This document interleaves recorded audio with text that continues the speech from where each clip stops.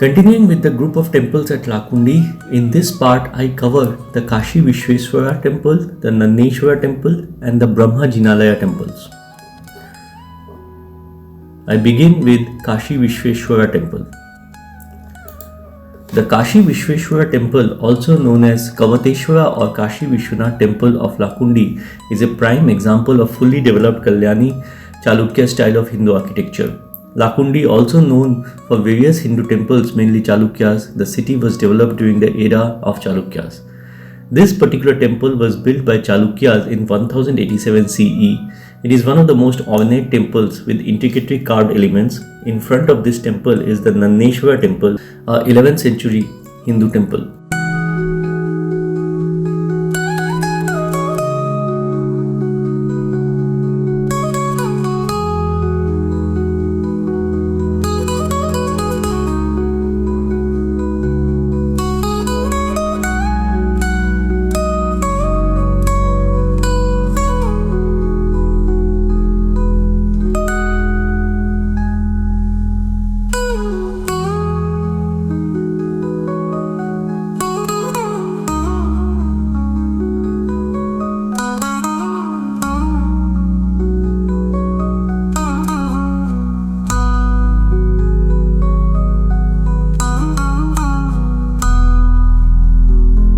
The Kashivishveshwara Temple has two sanctums that face each other. The larger sanctum is dedicated to Lord Shiva to the east, while the smaller temple is dedicated to Surya Dev to the west. The temple is notable not only for its three-dimensional miniature reliefs and fine artwork details, but also for incorporating all three major styles of Hindu temple architecture, the Nagara, Vesara and Dravida. Though the Kashivishveshwara Temple is widely regarded as the greatest edifice of its time, the Surya Narayana Temple is equally beautiful. The presence of a 1087 CE inscription on a beam in the Kashivishveshwara Temple Mandapa, as well as the plainness of that part of the temple, suggest that the original construction was simpler and that the profusion of decoration was added to the other parts of the temple later after Chola invasions of Chalukyan territory had ended. The majority of the inscriptions in Lakundi date from 1170 CE onwards. It is known that Hoysala King Veera Ballala II annexed Lakundi, also known as Lokigundi, from the Sunas of Devagiri and established it as his capital around 1193 CE. It is possible that the temple underwent renovations during his rule. The 1000-year-old 11th century Kashivishveshwara Temple has magnificent elaborate carvings and decorations, arches, inner and outer walls, shikhara tower, door jambs and lintels. In the history of medieval architecture, the Kashivishveshwara Temple highlights the innovative features of achievements of craftsmen and architects who carved out of soapstone. This Lakundi innovation was adopted by Hoysala artisans who built several temple groups in South Karnataka. The Kashivishveshwara Temple represents a shift in the artistic achievements of the Chalukyas, taking full advantage of the effect of light and shadow towards sharp and crisp stonework not found in earlier constructions. Special attention has been given to the moldings, arches and other details on the tower and the decorations on the door jambs and lintels. Architecturally, the Shivalinga is about 3 feet high from the sanctum, and unlike other sun temples, the sun god faces west. The temple stone plans are much sharper and crisper, with perfect light and dark shades in the stonework. The arches, moldings, lintels and door jambs are richly carved, capturing the exemplary architecture of the Chalukyan era. The temple also has some mini towers that were shrines or deities, demonstrating the influence of architecture in northern India.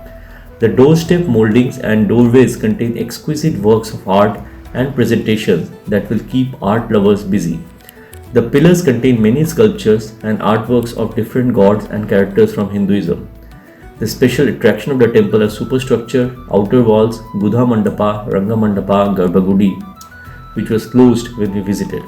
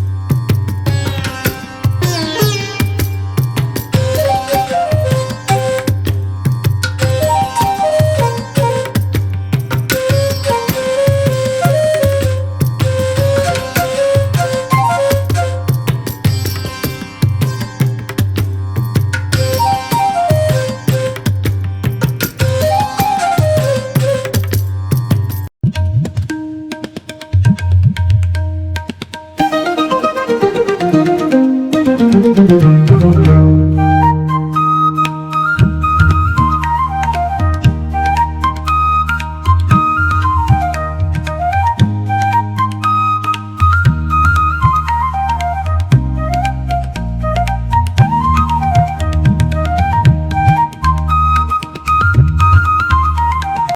Nanneshwara Temple, also referred to as Nanneshwara Temple, is an 11th century Hindu temple in Lakundi. The temple is situated just opposite the Kashivishveshwara Temple and is another masterpiece. This temple is notable for being the earliest known imperial style temple of Kalyana Chalukyas, one with significant influences from both North Indian and South Indian schools of Hindu architecture. The Nanneshwara Temple has a large open pillar Rangamandapa, a closed Gudha Mandapa and a Garbhagriha. The plan is similar to the bit earlier Brahma Jinnalaya temple in Lakundi and even earlier Shiva temple in Kukanur, but the Nanneshwara temple shows a series of innovations with grander execution and style than these older versions. The relative proportion of the floor plan shows the architecture welcoming ideas integrating Nagara style from the central and western parts of the subcontinent, particularly Madhya Pradesh and Gujarat. This integration is not extensive as the Kashivishveshwara temple nearby, yet the Shilpins successfully executed and integrated a variety of stamba pillar styles and decorative elements at the Nanneshwara temple with soapstone.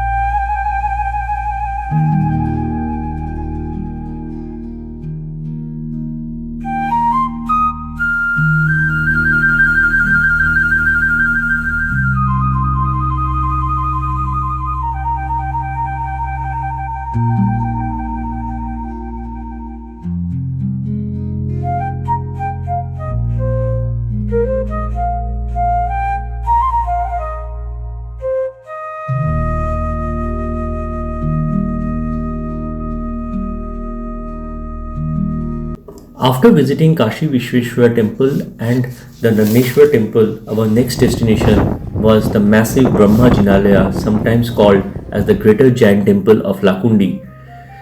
The temple is an early 11th century Neminatha temple in Lakundi. The temple is attributed to Attiyabe, the wife of local governor Dandanayaka Nagadeva. It faces east, has a Mukha Mandapa, a Gudha Mandapa, and its sanctum is covered by a sun temple style Vimana superstructure.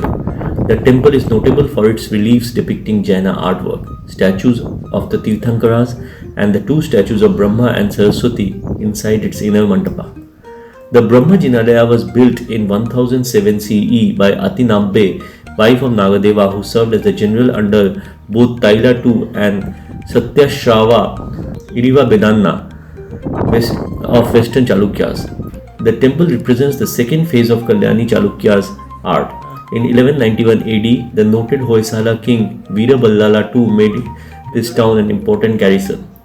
The temple includes several inscriptions that help date this temple and the gifts it received before the 14th century. When mentioned, the temple is called Brahma Jinnalaya of Lokigundi in these historic inscriptions. The temple has a single shrine Ekakuta connected to a closed Mandapa hall via a vestibule that is connected to another open Mandapa. The temple has a Garbhagriha and Antarala closed Navaranga Mandapa and an open pillared Mukha Mandapa. Over the Garbhagriha is the three-storied Nirandhara Vimana with a square Griha and Shikhara. Above the cornice of these arched niches at regular intervals is a seated Jaina figure. The ceilings are plain and pillars are well decorated. The open mandapa is supported by 32 pillars and pilasters. According to few historians, the temple style is quite similar to the older Shiva temple in Kukanur, and they represent the transition phase between early Chalukya and late Chalukya styles. Categorizing the temple tower as a Dravidian with a square plan.